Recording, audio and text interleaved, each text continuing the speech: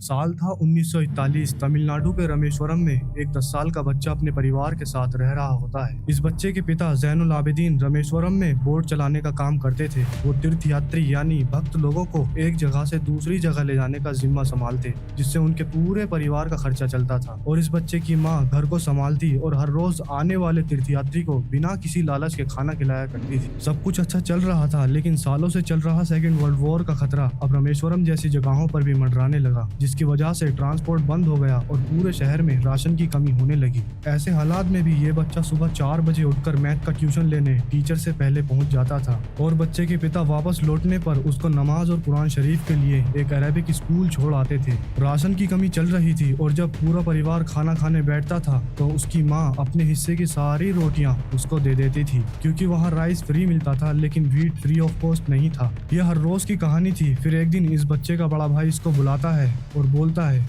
कि जब तुम खाना खाते हो तो माँ अपनी सारी रोटियां तुम्हें दे देती है। ये एक मुश्किल वक्त है और तुम अब बड़े हो गए हो तो थोड़ी जिम्मेदारी लेना सीखो। यहाँ तक किसी को नहीं पता था कि यही बच्चा आगे चल के कुछ ऐसा करने वाला था जिससे पूरी दुनिया में तहलका मच जाएगा। अपनी 10 साल की छोटी उम्र में ये बच्चा हर रोज पैदल चलकर न्यूज़पेपर कलेक्ट करता था और पूरे शहर में सबसे पहले डिस्ट्रीब्यूट कर देता था और शाम को कस्टमर से पैसे लेने जाता था। ये करीब 4 से 5 साल तक एक ही शेड्यूल में डे बाय डे जिंदगी जी रहा था। सुबह 4 बजे ट्यूशन, अरेबिक स्कूल, फिर न्यूज़पेपर डिस्ट्रीब्यूट करना और शाम को उधार के पैसे कलेक्ट करना। ये बच्चा ना उम्र देखता था ना हालात, बस अपनी मेहनत से मोहब्बत करता और उसी शिद्दत के साथ हर रोज अपना काम करता था जैसे मानो उसके पसीने से ही उसकी किस्मत लिखी जानी है। अभी आप लोग सोच रहे होंगे कि यार ये मैं क्या बकवास करने लगा हूँ, मैं तो यहाँ कुछ और सीखने आया था। बट ट्रस्ट मी, आप मुझे कुछ ही मिनट और दे दो, मैं आपके माइंड को पूरी तरह हिलाकर रख दूंगा। और अभी आगे मैं एक रोड मैप भी दूंगा जिससे आपका दुनिया को देखने का नजरिया ही बदल जाएगा। साल आता है 1957। वो बच्चा अब पूरे 26 साल का हो चुका था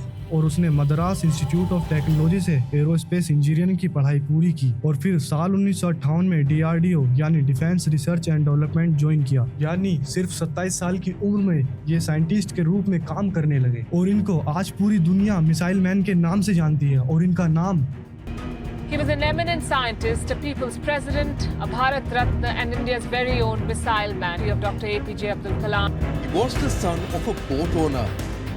Dr. APJ Abdul Kalam himself started his career as a newspaper vendor. But his humble beginnings did not stop him from dreaming for the stars. When there is beauty in the character, there is harmony in the home.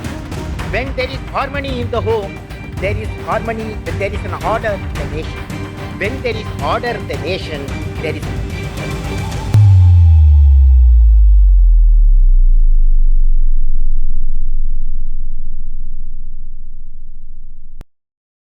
साल 1983 में doctor APJ Abdul Kalam ने integrated guided missile development programme को lead किया और ठीक 4 साल बाद भारत की फर्स्ट मिसाइल द पृथ्वी की टेस्टिंग कंप्लीट कर देते हैं और उसके अगले ही साल अग्नि मिसाइल की टेस्टिंग कंप्लीट कर देते हैं, जिसके बाद ग्लोबली इंडिया को tech and powerful developing nation की तरह देखने जाने लगा। एक छोटे से शहर से निकला लड़का जिसने सिर्फ अपने सपनों को नहीं अपनी पूरी मेहनत और शिद्दत को पूरी दुनिया के सामने रखा और सिर्फ 27 साल की उम्र में कलाम ने ये साबित किया कि अगर इरादे मजबूत हों तो उम्र और हालात कभी रुकावट नहीं बन सकते। ईयर 1988 में पहली मिसाइल, 1989 में अग्नि और फिर साल 2002 में भारत के प्रेसिडेंट बनने का सफर यही दिखाता है कि हम भी वो कुछ कर सकते हैं जो हम सबको इम्पॉसिबल सा लगता है। एक इंसान जो मिडिल क्लास फैमिली से आया और इतना बड़ा मुकाम तक पहुंच सकता है तो हम सबके अंदर भी वही ताकत है।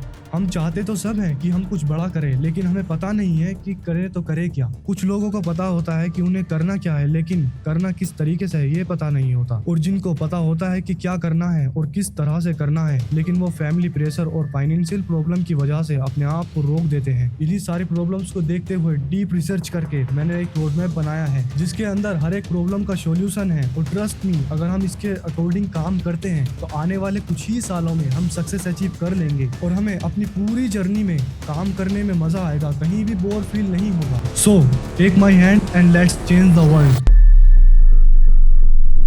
You want to be a doctor or a teacher or a police officer? You want to be a nurse or an architect, a lawyer or a member of our military? You're going to need a good education for every single one of those careers. There's two ways to see the world. Some people see the thing that they want, and some people see the thing that prevents them from getting the thing that they want. We all know the two emotions that destroy your relationship, your business, your life, it's fear and anger. If you want to be successful, you have to change this. This has to change.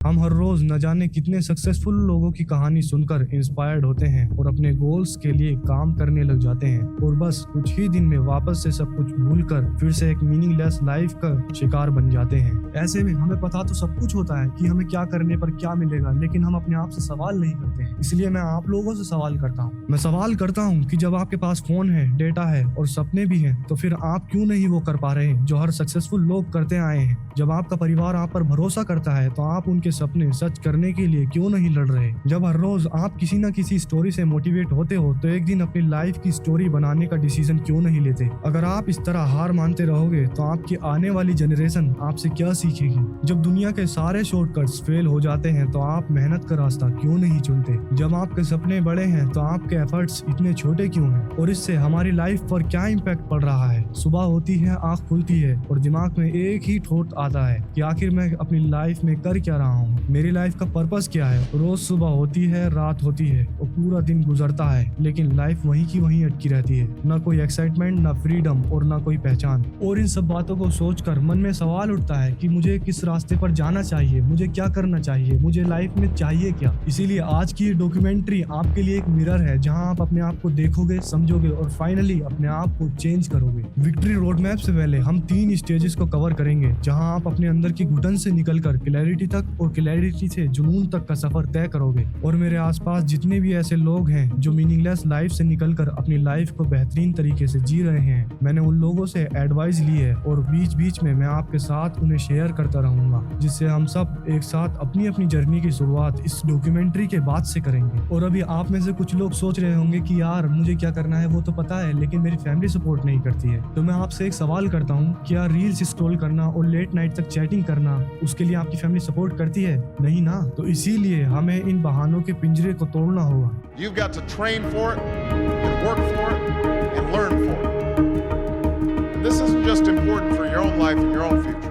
अब ये रही आपके सामने तीनों stages. इसकी पहली stage का नाम है रिजेक्ट। इस स्टेज में हमें ये सोचना होगा कि आखिर मुझे कौन सी लाइफ बिल्कुल नहीं चाहिए। इस केस में मुझे वो लाइफ नहीं चाहिए जहाँ हर रोज सुबह उठने का मन ना हो लेकिन घर चलाने के लिए उठना पड़े। मुझे वो लाइफ नहीं चाहिए जहाँ काम सिर्फ पैसों के लिए करना पड़े और अपनी खुशी को हर रोज मानना पड़े। मुझे वो लाइफ नहीं चाहिए जहाँ मेरी अर्निंग कोई और डिसाइड करे। मुझे वो लाइफ नहीं चाहिए जहाँ 9 to 5 वाली जॉब करते हुए मेरी 50 साल की उम्र एक छोटे से रूम में निकल जाए। मुझे वो लाइफ नहीं चाहिए जहां एक छुट्टी के लिए पूरे वीक का इंतजार करना पड़े। मुझे वो लाइफ नहीं चाहिए जहां नौकरी के लिए अपने सपनों को मारना पड़े। मुझे वो लाइफ बिल्कुल नहीं चाहिए जहां मेरी लाइफ का डिसीजन लोग क्या कहेंगे पर डिपेंड हो। इस केस में वो लाइफ बिल्कुल नहीं चाहिए जहां हर चीज फिक्स्ड हो, मेरी ग्रोथ, मेरी अर्निंग और मुझे कब कहाँ जाना है और कहाँ नहीं जाना है और मैं एक मशीन की तरह काम करने लग जाऊं। जो लाइफ हमें नहीं चाहिए उसको रिजेक्ट करना जरूरी है, क्योंकि जब तक हम वो जिंदगी नहीं ठुकराते तब तक हम उस लाइफ को एक्सेप्ट नहीं कर सकते जो हम जीना चाहते हैं। अब फर्स्ट स्टेज के बाद सेकंड स्टेज इसका बिल्कुल ऑपोजिट है।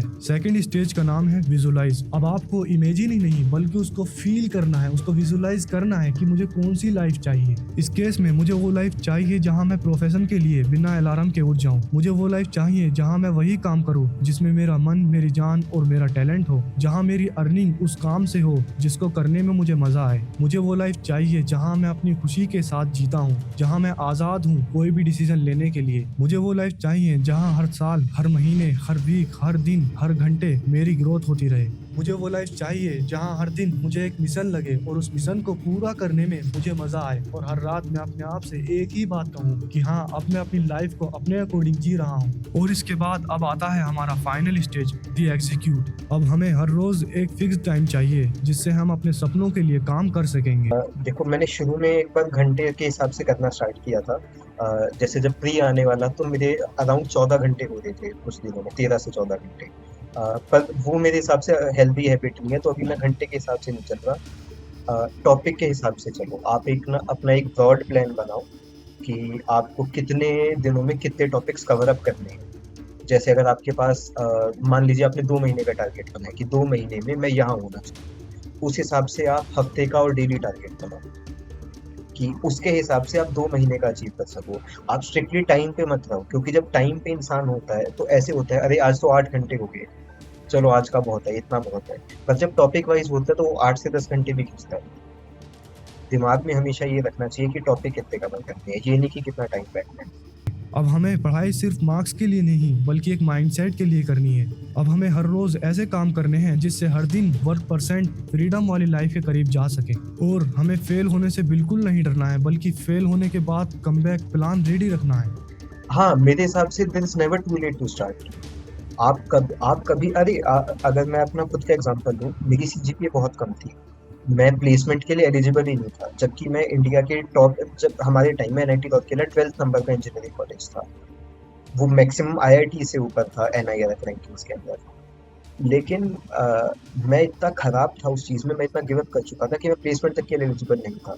पर उसके बाद भी I chose to bounce back, और अभी ठीक है प्रीलिम्स से निकला है, but I am in a much better mental state. मुझे पता है कि मैं बहुत कुछ कर सकता हूँ। मैंने ऐसे स्टूडेंट्स भी देखे हैं जो कि फॉर एग्जांपल मास्टर्स तक उन्होंने कुछ नहीं किया इधर, उसके बाद उन्होंने कहा कि नहीं मेरे को ये करना है। उन्होंने इंटर्नशिप्स करी है 6-6 महीने की, और अब वो 14-15 लाख की जॉब कर रहे हैं, वो ठीक ठाक सेटल्ड हैं अपनी लाइफ में। तो ऐसा नहीं होता कि आप 10-12 के बाद में आप कुछ कर नहीं सकते। मैं तो ये मानता हूँ 25-26 के बाद भी आप इवन आपका जब मन चाहे आप कर सकते हो। It is never too late to start. और अब फाइनली उस रोड मैप को जानने का वक्त आ गया है, जिसको बताने के लिए मैं बहुत ज़्यादा एक्साइटेड हूँ। और ट्रस्ट मी, अगर आप इस रोड मैप के अकॉर्डिंग कंसिस्टेंसी के साथ काम करते हो तो आने वाले कुछ ही सालों में आपको सक्सेसफुल होने से कोई नहीं रोक सकेगा। अगर आप इस रोड मैप की चारों स्टेज को समझ गए तो आपको अपने गोल्स के लिए काम करने में मज़ा आने लगेगा। और ये रहा आपके सामने the victory map powered by विक्ट model. और इस मॉडल की फर्स्ट स्टेज का नाम है विजन। ओवरऑल इस स्टेज में आपको अपनी नीश सेट करनी है। पर आपको सबसे पहले आपके दिमाग में ये क्लियर होना चाहिए कि पहली बात आपको करना क्या है।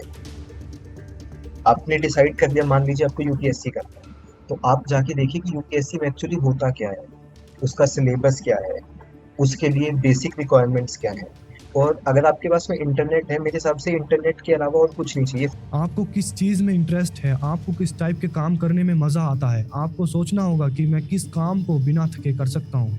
अब अगर आप मुझसे ये एक्सपेक्ट कर रहे हो कि मैं आपको बताने वाला हूँ कि आपको क्या करना है, तो ये तो सोसाइटी वाली बात हुई ना कि शर्मा जी का बेटा डॉक्टर है तो आप भी डॉक्टर का ट्राई कर लो। आप अपने अंदर देखो, विजुअलाइज करो कि आपको ऐसे सपना देखना है जो सिर्फ सोचने में नहीं बल्कि उसके लिए काम करने में मजा आए। फॉर एग्जाम्पल, अगर मुझे यूट्यूबर बनना है तो मुझे research, script writing, shooting and then editing से लेकर वीडियो अपलोड करने तक सारा वर्क करने में मजा आना चाहिए। अब आपने अपनी नीड सेलेक्ट कर ही ली है, now welcome to the initiate stage. अब हम सब ने जो भी नीड सेलेक्ट की है, हमें उसके लिए काम करना है। उसके लिए जितनी भी स्किल्स चाहिए हमें वो स्किल्स डेवलप करनी है। तो यूट्यूब पर आपकी नीड से रिलेटेड जितना भी कंटेंट है सबको देखो और नोट्स बनाओ। जैसे मुझे यूट्यूब पर स्टोरी टेलिंग करना पसंद है तो मैं रिसर्च कैसे करते हैं, उसको स्क्रिप्ट में कैसे कन्वर्ट करते हैं, कैमरे के सामने किस तरह बोलते हैं, एडिटिंग कैसे करते हैं, मुझे ये सब आना चाहिए। और अगर मैं ये काम परफेक्टली करने लगता हूँ तो मैं आराम से सक्सेस अचीव करने लगूंगा। आप यूट्यूब पे वो इंडिविजुअल टॉपिक सर्च करना स्टार्ट कीजिए।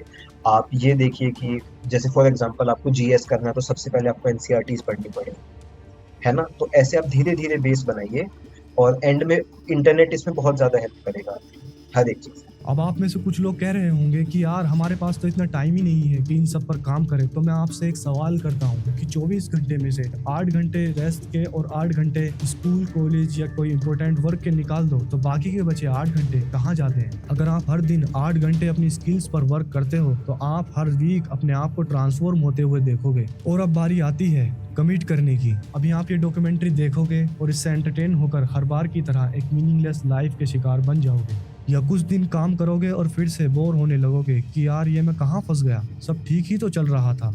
ये इसलिए होता है कि हम उस काम को एंजॉय नहीं करते हैं और उस काम की आदत बनने से पहले ही सब कुछ छोड़ देते हैं। आप अपने आसपास के ऐसे लोगों को देखो जो सुबह से शाम तक एक ही काम को रिपीट करते हैं। आप देखो कि एक टेलर सुबह से शाम तक एक ही काम को रिपीट करता है। आप देखो कि एक मजदूर कड़ी धूप में भी एक ही काम को रिपीट करता है। अब हमने देख तो लिया है लेकिन ये नहीं सोचा कि जो काम वो हर दिन करते हैं वो उनकी आदत बन गई है। इसीलिए आपको हर दिन अपने आप को टारगेट देना है कि आज मुझे ये स्किल सीखनी है। हमें रिजल्ट के बारे में बिल्कुल भी नहीं सोचना है, बस हमें हर घंटे अपना 100% देना है। और जब हम अपने सपने के लिए स्ट्रगल करते हैं तो एक दिन वही सपना हमें पूरी दुनिया से अलग बना देता है। यार एक स्ट्रेटजी की रिजल्ट के बारे में बहुत ज्यादा मत सोचो, कोशिश करो कि मैं हर रोज कंसिस्टेंट हूँ। आप ये छोड़ दो कि 3 महीने बाद मैं क्या करने वाला हूँ, आप ये सोचो कि मुझे आज क्या करना है। जब तक आप आज में जी रहे हो तब तक आपको कंसिस्टेंसी मेंटेन करने में ज्यादा दिक्कत नहीं है। और अब वक्त है फाइनल स्टेज का, जब आपने सोच ही लिया है कि किस काम को करने में आपको मजा आएगा और आपने सोच ही लिया है कि हमें अपने सपने के लिए कौन कौन सी स्किल सीखनी है, तो अब वक्त आ गया है कि आप अपनी स्किल को दुनिया के सामने रखें। ये वो वक्त है जब आप अपनी पहचान बना सकते हो और इसके करने से आपकी ग्रोथ होती रहेगी। और इस स्टेज की सबसे इम्पोर्टेंट बात यह है कि आपने जो भी कुछ सीखा है उससे दूसरे लोग भी कुछ सीख सकेंगे। यूट्यूब रील्स, इंस्टाग्राम स्टोरी लगाओ और फाइंड द मिस्टेक जैसे कैप्शन डालो, जिससे आपको अपनी गलती का पता लगेगा और उनकी फीडबैक से आप अपनी गलतियों को इम्प्रूव करोगे, जो आपको हर दिन फ्रीडम वाली लाइफ की तरफ ले जाएगी। अब जब हमने पूरे रोड मैप को कवर कर ही लिया है तो मेरी आपसे आखिरी कुछ बातें हैं कि सपने सिर्फ सोचने से पूरे नहीं होते, उन्हें पूरा करने के लिए हर दिन हर वक्त उन्हें जीना पड़ता है। आपको सक्सेस तब मिलेगी जब आपकी सोच और आपकी मेहनत में जादू हो, और वो जादू आपके अंदर है, बस उसे बाहर निकालो। अब आपने कदम बढ़ाया है तो ये रुकना नहीं चाहिए। दुनिया तब तक आपकी तरफ नहीं देखेगी जब तक आप अपनी तरफ खुद नहीं देखोगे। जब तक आप खुद को नहीं बदलते आप दुनिया को नहीं बदल सकते। इस रोड मैप पर वर्क करना बिल्कुल भी आसान नहीं है, लेकिन आप जो करते हो वही आपका रिजल्ट होता है। अब यही वक्त है अपनी पहचान बनाने का और आपका सफर शुरू होता है अब।